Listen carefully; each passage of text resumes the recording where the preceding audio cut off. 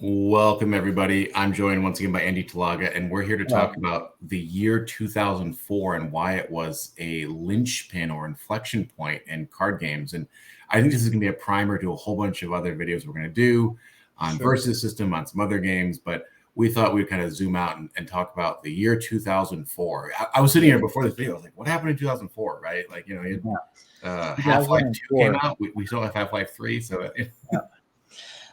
So yeah, 2004. I was thinking about this because we were talking about doing a video as an introduction to Versus System, which is a game that I love. And I was really thinking about like, how do I introduce Versus System? And Versus System really kind of a lot of the design and development of that game comes out of this era, right? It released in 2000 end of 2004 or early 2005. I can't remember.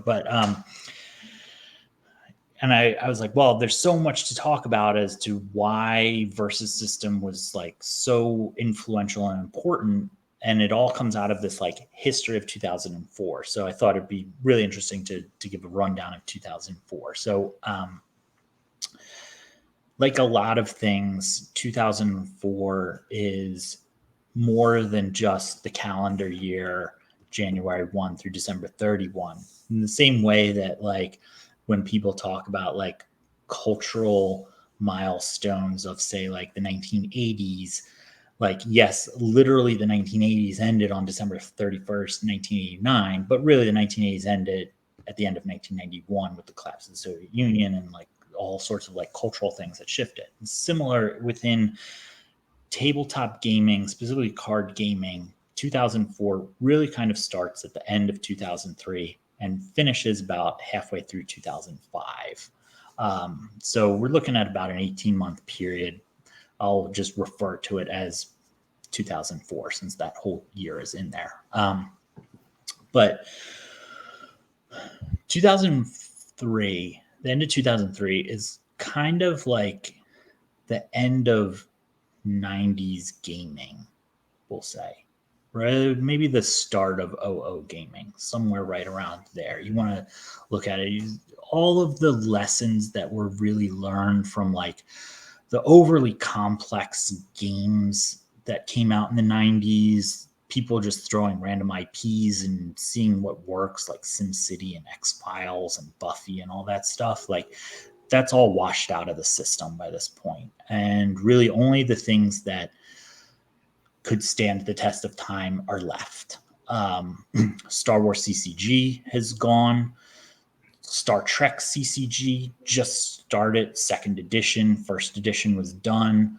Lord of the Rings was wrapping up movie block, or like Return of the King was coming out. So like they were just starting with, I guess they were still starting with Return of the King, but like they were right in there in like that 2004 period, because by the time Return of the King's finished, they essentially have a second edition of Lord of the Rings in so many words, right? Like, only Magic also went through a redesign, which is where you get the new card frame, right? Scourge came out at the very tail end of 2003 and was the last set with the old card frame. They kind of revamped some of the rules. You have Mirrodin block, original Mirrodin block, which was the first time in 6 years that they banned cards out of standard. A lot of things were changing in Magic. A lot of things were changing at the competitive level in Magic. That's when they first introduced the Pro Players Club. That was the year that they had a 7 Pro Tour season because they redid the entire organized play system. So the Pro Tour season lasted from the middle of 2003 till the middle of 2005. And had 2 world championships and 4 different standard formats in it. It's like crazy to think a lot about. of stuff. So yeah, like 2004 is this kind of like interesting point where a lot of things were really changing. They were wrapping up from the 90s and really like starting to streamline themselves into the, I guess, the aughts. Well, you're kind of moving away from this card games as an extension of board games to, a card game should be 15 to 20 minutes, right? Yeah. And people have made money, people have lost money in the 90s, and now it's sort of like, okay, how do we optimize this, right? I think you're Right. Yeah, all the like wacky stuff from the 90s, like I said, it's all flushed out of the system by this point. The internet has finally like come out of its infancy by 2004, right? This is the emergence of really what you would see as social media on the cultural side. So like the ability from a card game perspective, the ability to have like updated metagame, like the way that the community is able to solve metagames moves much faster than it did even 2 years earlier, 2 or 3 years earlier, because the internet's more developed at this point. This is also, going back to your point about board games, this is pre kind of Euro board games kind of, or the golden age of board gaming happening, which kind of occurs in like, I want to say like 2007 or 2008, like whenever Dominion was originally released. That was kind of that like game that like launched everything, and then like everybody was all about like Euro games, right? And that's Yeah, like and that led into the started like taking off and like all that, like, but none of that happened yet. That's still in the future. So you don't have this like golden age of board gaming and like all this kind of stuff that changes. Also, when you think about 2004, like there's the three big games are there, right? Magic, Pokemon, and Yu-Gi-Oh. Yu-Gi-Oh is only a couple of years old at this point. Pokemon's about 6 years old. Magic is hitting its 10th anniversary. For design and development of Magic, they brought on a lot of old time Pro Tour players who like really focused the game on making it like strategically complex, which eventually culminated with Time Spiral Block, because Time Spiral Block had like 70 keywords and like was just too complex. And if you've ever listened to any of Mark Rosewater's like podcasts or articles or anything, he always talks about this like inflection point within Magic where they like were like, that was too much for the average player. We need to go in a different direction. And that's where you get like Lorwyn, which is a lot more simplified. And they introduced planeswalkers at that time and stuff. And like Magic takes this like left turn at the end of 2007. But by 2005, they're like knee deep in like creating incredibly complex game states. And like Magic at that time is really hard, like really, really hard to play well. Much more harder than it is now to play. So when you look at like 2004, you've got all this kind of stuff going on where you really have not a lot of new games coming onto them, or not a lot of new games starting. You have some holdovers from the 90s. You have your big three. And so there's this kind of like, well, what we did in the 90s didn't work. And so let's try to come up with games that do work. And Versus System is the first game that really tackled this. And there's 3 games that really come out in succession that try to address the same issue, which is the age-old issue of CCGs, of how do you fix Magic? Because there's a fundamentally broken part of Magic, not like broken like it's too good, but just like the game system doesn't work. Mana screw. And that's the mana system. Yeah. And so how do you fix mana? And so there's these like 3 games that come out in pretty quick succession, which is Versus System, then WoW TCG, then the Spoils. And they all basically have very similar game mechanics. But the way that you play the game is pretty different. And Versus System is really the first one. And what they ended up doing with Versus System was they brought in a bunch of like pro players from Magic in. And then this is the first time where you'll see, and WoW did the same thing, and Spoils did the same thing, to the point that the Spoils ended up going under because of it, of let's just throw money at organized play and hope that that works.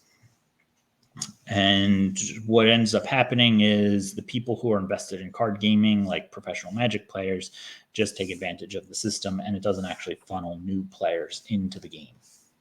Oh, spoiler alert, just throwing endless amounts of money at organized play does not actually make for good organized play.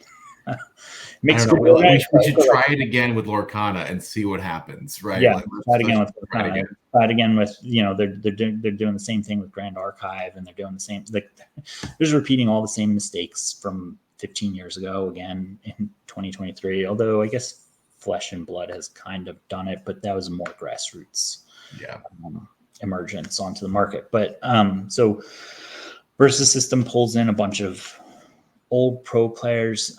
So Jeff Denias, who was the original rules manager for Magic, is brought in to design the game, develop the game. He brings a bunch of pro players in to like do design and development. A lot of those same people go over to the Spoils to do development, which is why there's a lot of similarities between these two games.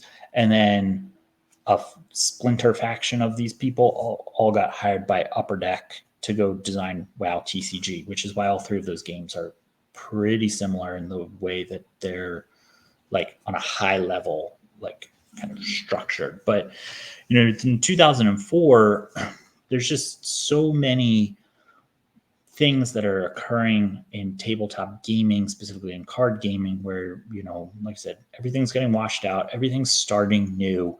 And they're starting it new, but they're starting it from a place of like, we've learned from 10 years, let's make good games. And I think if you really kind of look at the games that start coming out and like that are developed and thought about and created in 2004 that come onto the market in 2005, 2006, 2007, you see like some really strong games come out at that point. Versus System, WoW TCG, the Spoils. There's a number of smaller games that come out at the same time, mostly based on IPs, which I think those are the games that didn't last as long, that didn't learn in 2004 what not to do from the previous years, like Harry Potter, because I think that came out around that time. That game's a mess, to be honest with you. But just 2004 was this kind of like really interesting year of what was occurring, where like everything was really changing rapidly for both the future of card gaming as well as lessons learned from the past of card gaming. So that's what, I thought it would be interesting to kind of get that perspective of 2004 as we go in to look at some of these games from the mid 2000s, and kind of look at it from like the player and design and development aspect of like card gaming that happened. So yeah. So Andy, I guess we're leading into Versus System. And Versus System is interesting because it's still using like fancy IP. It's Marvel, right? Like everybody loves Marvel and superheroes, versus something like Spoils, which tried to create its own IP, right? And I think there's walking this fine line of like, how do you what's the right audience for a CCG? Is it fans of gaming, right? Or is it fans of universes, right? Is it Star Wars fans for Star Wars games? Is it whatever, Pokemon fans of Pokemon cards? So I think this is one of these fundamental tensions that still exists. And you kind of look at, possibly Lorcana versus Flesh and Blood, right? And, at the end of the day, like maybe people just want to play a game with their favorite stuff, their favorite universe, more than they want game mechanics and, really fine-tuned stuff. I think it's actually both. Well, it's both of those things, right? It has to be a game that has fine-tuned mechanics and a recognizable IP. You can have a game that's good with game mechanics, but not a recognizable IP, and maybe get away with it. And you can have a really recognizable IP, but have terrible game mechanics, and the game's going to fail. Harry Potter, G.I. Joe, et cetera, et cetera, et cetera. Like the list is forever long of those. So, I mean, it kind of needs to be both. And there's, clearly exceptions to this, right? Like Magic. It was not a real IP. It was all just inherently designed. And Magic really tried to run with this. I know it's a little bit off topic, right? But they really tried to run with this, especially around like the 2007 through like 2012 era of Magic, where they were like, Jace the Mind Sculptor was the face of Magic, and everybody was like, I don't care, right? Like, who?